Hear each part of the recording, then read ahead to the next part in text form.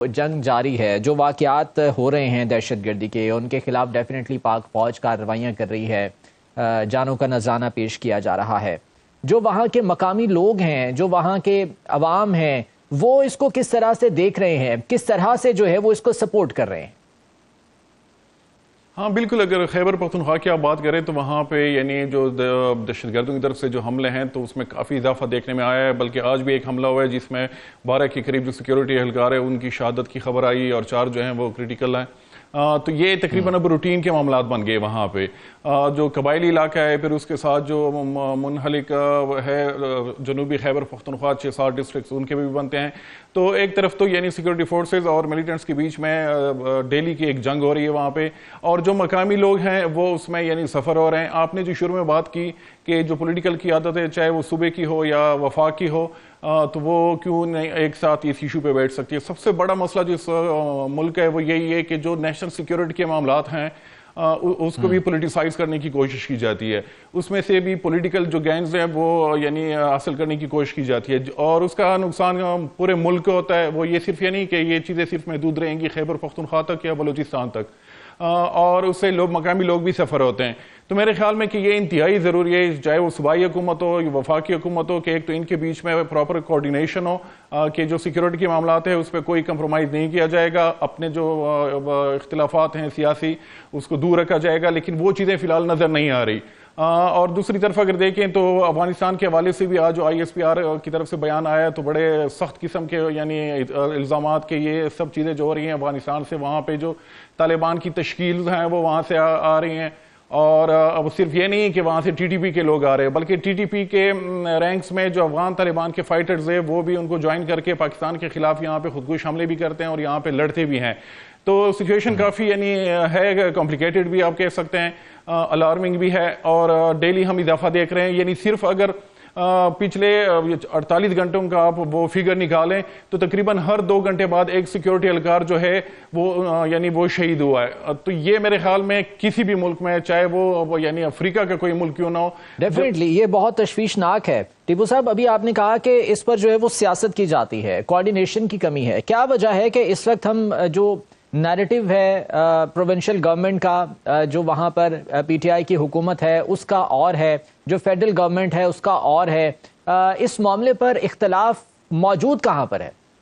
मुझे तो ऑनेस्टली कोई नैरेटिव नजर ही नहीं आ रहा यानी जो नैरेटिव होना चाहिए, बल्कि उसके मुकाबले में जो मिलिटेंट्स का नैरेटिव है वो दिन ब दिन यानी उसमें हम आप एक कोऑर्डिनेशन वो देख सकते हैं, कंसेंसस है वहाँ पे। लेकिन यहाँ पे इतनी डिवीजन है पॉलिटिकल लाइंस पे कि हमें कोई मुतफिका ना कोई नैरेटिव नजर आ रहा है, ना कोई पॉलिसी नजर आ रही है कि कैसे इस इशू को टैकल करना है। तो ये बहुत ज़्यादा ज़रूरी है। यानी जो इंसर्जेंसी या मिलिटेंसी के खिलाफ जो है तो उसका मकामी लोगों का जो कॉन्फिडेंस है उसको गेन करना होता है, उसके बगैर ये चीज़ें नहीं हो सकती। मादी में भी अगर हम देखें तो जितने भी मिलिट्री ऑपरेशंस हुए हैं पाकिस्तानी फौज की तरफ से तकरीबन 12 के करीब, तो वो कामयाब इसलिए हुए कि मकामी लोगों की पूरी सपोर्ट थी।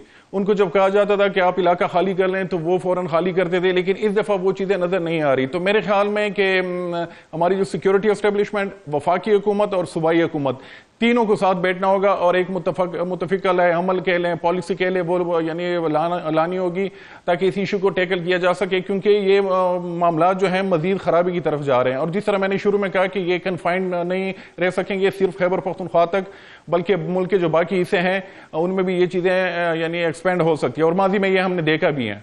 अच्छा, ये फेडरल गवर्नमेंट प्रोविंशियल गवर्नमेंट तो एक साथ जो है वो बैठे मामलात हल करें, लेकिन उससे पहले तो ज़रूरी ये है ना कि जो सूबे के अंदर एक नैरेटिव है उसको एक मुश्तरका बनाया जाए। ऑपोजिशन कुछ और बात कर रही है, जो हुकूमती वज़रा हैं वो कुछ और बात कर रहे हैं, तो ये इख्तलाफ अंदर मौजूद है। इस अंदर के इख्तलाफ को पहले ख़त्म करने की ज़रूरत है। बिल्कुल, उसके बारे से कई यानी अटेम्प्ट्स भी हुई हैं, सूबाई हुकूमत की तरफ से भी, वफाकी हुकूमत की तरफ से, और अपोजिशन की जो पार्टीज हैं। अभी रिसेंटली अवामी नेशनल पार्टी की तरफ से एक ऑल पार्टीज कॉन्फ्रेंस बुलाई गई थी जिसमें हुकूमती पार्टियों ने भी शिरकत की थी और अपोजिशन की भी, बलूचिस्तान से भी, खैबर पख्तूनख्वा से भी। तो ये अटेम्प्ट्स हो रही है, लेकिन वो यानी कि मुतफिका अमल कैसे इख्तियार करना है, तो वो चीज़ अभी तक सामने नहीं आई, और जिसका फ़ायदा उठा रहे हैं उसको मुसलसल एक्सप्लॉइट किया जा रहा है मिलिटेंट्स की तरफ से। और जहाँ जहाँ पे लूप होल्स हैं स्टेट स्टेट के फंक्शंस में या वहां पे मिसाल के तौर पे पुअर गवर्नेंस का इशू, सर्विस डिलीवरी का इशू, तो उसको कॉन्स्टेंटली एक्सप्लॉइट किया जाता है मिलिटेंट्स की तरफ से अपने रिक्रूटमेंट के लिए, रेवेन्यू जनरेशन के लिए। और इस दफा जो मिलिटेंट्स है ये बहुत ज्यादा सोफिस्टिकेटेड है। अक्सर लोग यानी यहाँ पे उस चीज को समझने में तो यानी गलती कर जाते हैं कि इस दफा जो है वो बहुत वेल ऑर्गेनाइज्ड है। उनके आगे सिर्फ अगर आप प्रोपेगेंडा देख लें कि उनका यानी अभी तक रियासत के तरफ से यानी सीरियसली काउंटर करने की कोशिश हमें सामने नजर नहीं आ रही। फिर उनकी रिक्रूटमेंट देख लें और फिर जहां से वो अपना यानी फंड वो रेस करते हैं और फिर अक्रॉस द बॉर्डर उनके जो हाइड आउट्स हैं अफगानिस्तान में कि यहाँ पे हमला करके वो फिर भाग जाते हैं, वहां पे छुप जाते हैं। तो एक इंतहाई मुश्किल सूरत हाल से सामना है पाकिस्तान को। और इसमें यह कि जो मेन चीज होनी चाहिए वो लोकल लोगों का कॉन्फिडेंस, सूबाई वफाकी हुकूमत एक पेज पे, ये चीजें बहुत जरूरी हैं अगर यानी ग्राउंड पे इन लोगों को शिकस्त देना हो। क्या सूबाई हुकूमत इस हवाले से कोई लाहे अमल दे रही है कि कैसे वो फिर इस मामले को हल करेगी? हाँ, उनकी तरफ से एक चीज सामने कि हमें मुज़ाकरात करने चाहिए, हमें अफगान हुकूमत से मुज़ाकरात करने चाहिए, वहां पे हमें अब जिरगे भेजने चाहिए। लेकिन मेरी पर्सनल जो असेसमेंट है तो मुज़ाकरात माजी में भी हुए थे, इस दफा भी अगर रियासत पाकिस्तान मुज़ाकरात करती है तो आया पाकिस्तानी रियासत इस चीज के लिए तैयार है कि वो तालिबान को कोई यानी इलाका दें, उसके कंट्रोल में दें? क्योंकि पिछला जो दौर था जनरल फैज के टाइम पे तो उस वक्त भी TTP की तरफ से जो अहम मुतालबा सामने आया था वो यही था कि हमें कबायली जो अजला है वहां पे हमें कुछ इलाका यानी देना चाहिए, दिया जाए। तो ये चीजें जो हैं कि मुझे नहीं लग रहा कि रियासत पाकिस्तान किसी सूरत भी इस चीज को पे एग्री कर पाएगी कि उनको इलाका मिलना चाहिए। मुज़ाकरात होंगे तो एक चीज की क्लैरिटी होनी चाहिए कि वो गिव एंड टेक का मामला होगा। तो क्या जो तालिबान के मुतालबात है वो रियासत पाकिस्तान यानी वो उसको एक्सेप्ट करने के लिए तैयार होगी? तो और अब जहां तक अफगान तालिबान की बात है तो ये नहीं कि उसको कभी एंगेज नहीं किया गया, यानी कई मौकों पे उनको एंगेज किया गया, बड़े टॉप लेवल पे एंगेज किया गया, लेकिन वो चीज हमें ग्राउंड पे अभी तक नजर नहीं आ रही और अफगान तालिबान की तरफ से कोई इस तरह की सपोर्ट नहीं नजर आ रही कि हम कह सके कि हाँ उन्होंने TTP को मना किया हो या उनको रिस्ट्रिक्ट किया हो कि आप पाकिस्तान में हमले ना करें। सही। अच्छा, बॉर्डर को सिक्योर करने के हवाले से पहले भी जो है वो बातें होती रही हैं और इस हवाले से इकदाम भी खासे उठाए गए हैं। अफगानियों को भी हमने वापस भेजा है क्योंकि बहुत से ऐसे शवाहिद सामने आए थे कि ये अफगानी दहशतगर्दी की कार्रवाइयों में मुलविस है। उसके बाद बॉर्डर मैनेजमेंट के हवाले से अब तक जो इकदाम उठाए गए हैं, चाहे वो बाड़ लगाने के हवाले से हों, सिक्योरिटी को बेहतर करने के हवाले से हों, वो किस हद तक काफ़ी हैं और मजीद इस पर क्या हो रहा है? अभी बॉर्डर पे वहां पे बाढ़ तो यानी लग चुकी है वहां पे, लेकिन सिर्फ बाढ़ से ये चीज जो क्रीज क्रॉसिंग होती है मिलिटेंट्स की जो मूवमेंट्स है उसको आप नहीं रोक सकते।